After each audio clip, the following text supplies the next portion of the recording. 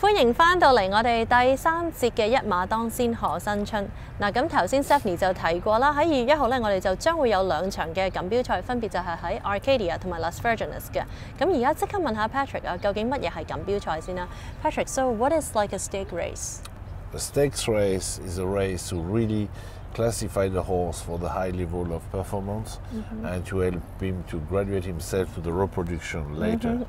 It's a little bit like a program bringing you to the Olympic, you know, will be the Breeders' Cup at the end of the year. And you have three kind of stake race. You have the grade 3, the grade 2 and the grade 1. On the section we are going to see now, the Las Virgenes is a grade 1 preparation race who prepare this 3-year-old filly to run the Oaks in May. And the other race, the Arcadia, is a grade 2 race who prepare the horses on a turf to run the very big turf race by April in Santa Anita, grade 1 too. I see. 了解咗錦標賽嘅原理之後，我哋又問一問 Patrick， 究竟啲馬係點樣被選入錦標賽嘅呢？ Patrick, how does the horses qualify to get into the stick race? Put it this way, their quality qualified them, but most of the time is by the money they have earned before that and by the way they have performed in races who prepare them to the stakes race. You know, it's why it's all a program.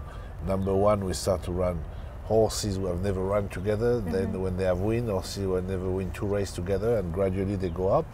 Then we go to the stakes race, hopefully a grade 3, like I explained earlier, to prepare the grade 2, and with the finality of the game is to win a grade 1, because this is the highest competition we can find in horse racing all around the world.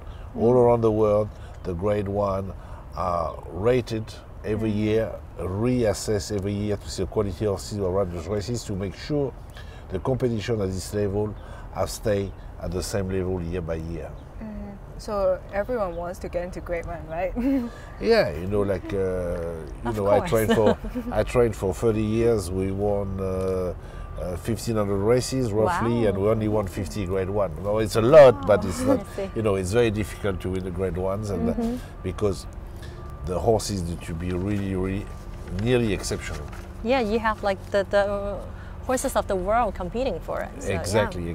Yeah. Okay, so 我哋而家咧，不如就即刻睇下今次咧喺 Las Virgenes 嘅錦標賽裏面啊，有啲咩馬入圍，同埋我哋問下 Patrick 啊，究竟佢有咩心水啦 We're going to show you the preview for the Las Virgenes Stakes Grade 1. The Las Virgenes Stakes is a preparation race for the Santa Anita Oaks and the Kentucky Oaks will be run in the next few months. We are going to see the Hollywood Starlet, the Grade 1 run in November in Hollywood Park, with the last grade 1 for fillies of 2-year-old. Now all these fillies have turned 3 and now start a new career as a 3-year-old. Tastes Like Candy, with a very good filly, finished second in the Hollywood Starlet. As you can see, she was all the way with the winner Streaming and ran a very good race. Streaming got the best of Tastes Like a Candy on that day, going head to head for most of the race and finally winning. Aretusa was far behind most of the race, do a little improvement in the turn, but failed in the last furlong. Artemis won her maiden last time out on a -16, what she proved herself doing really good at two-turn races. Unfortunately, it's the first time in the grade 1, first time on the stakes level, very difficult to assess what is her potential. Chasing her on the outside, Artemis digs deep, finds more, and Artemis will win tenaciously in the end. Artemis a length. Lady Bugatti was second, Morning Star finished third.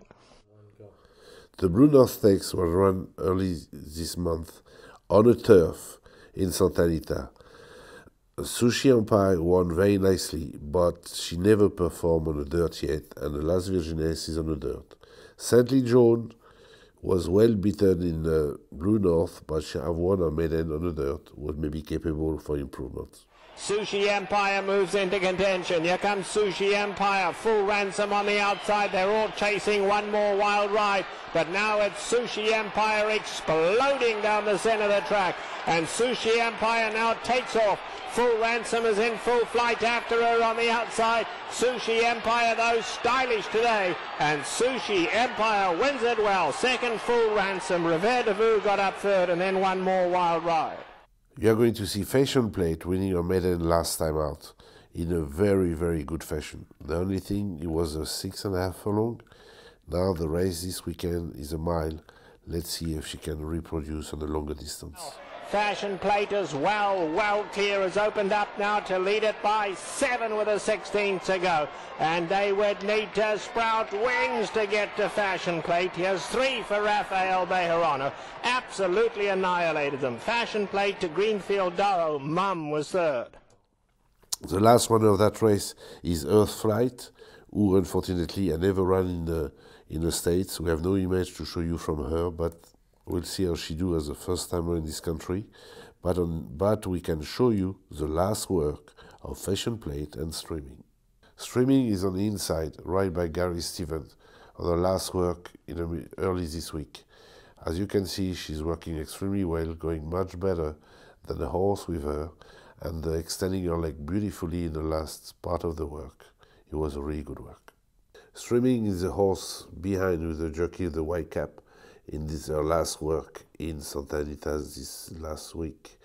As you can see, she's following her companion very nicely, and she's going to accelerate suddenly in a stretch and blow by the companion. You know, well, this is a very good sign of a very good horse and an extremely good work.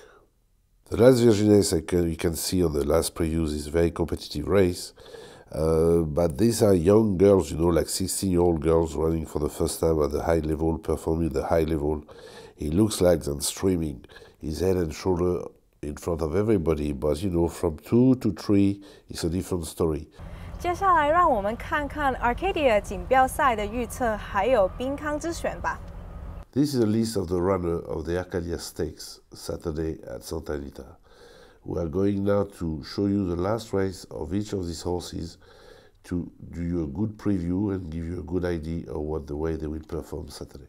4 of the runners in the Arcadia have run last time in the third before stakes. You will see Procurement finishing really, really fast on the inside, and it could be a really nice horse for this race. Then Seasage comes from far behind to finish extremely strong third and should improve after that effort. Tom's Tribute was disappointed. He came like a winner by the 8th pole, but failed in the last furlong. Need to rehabilitate himself.